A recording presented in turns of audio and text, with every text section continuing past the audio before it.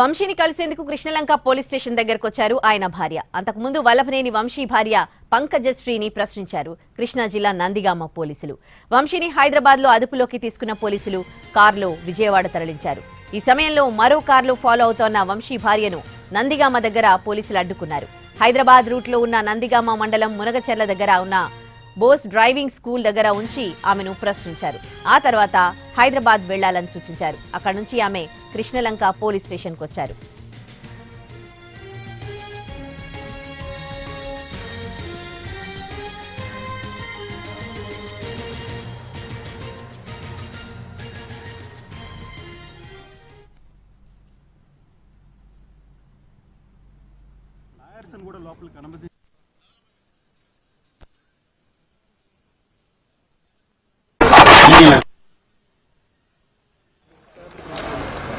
ఒక్కటి మాట్లాడినా it gives all wrong signals to the people who are already against us. So basically lawyers and kuda lopaliki అనుమతించుకోవడం ఎలా that I don't know because ఇవన్నీ మాకు చాలా కొత్తగా ఉన్నాయి.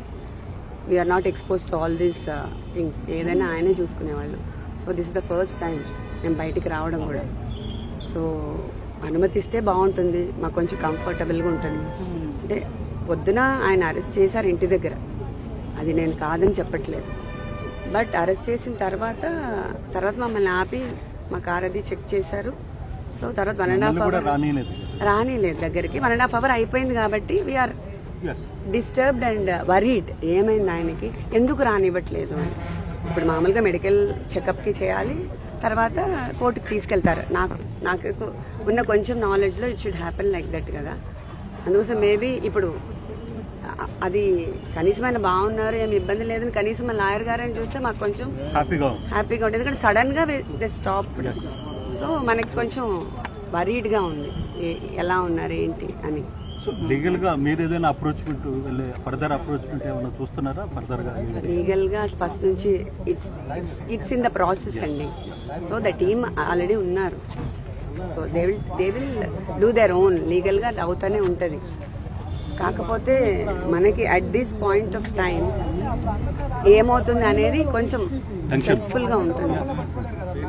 Everybody can understand this my situation. So I don't want to talk anything on this. Everything goes on his own.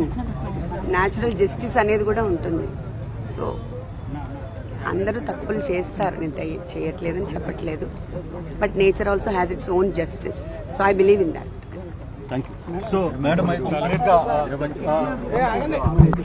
నేను ఇంతసేపు అదే చెప్పాను.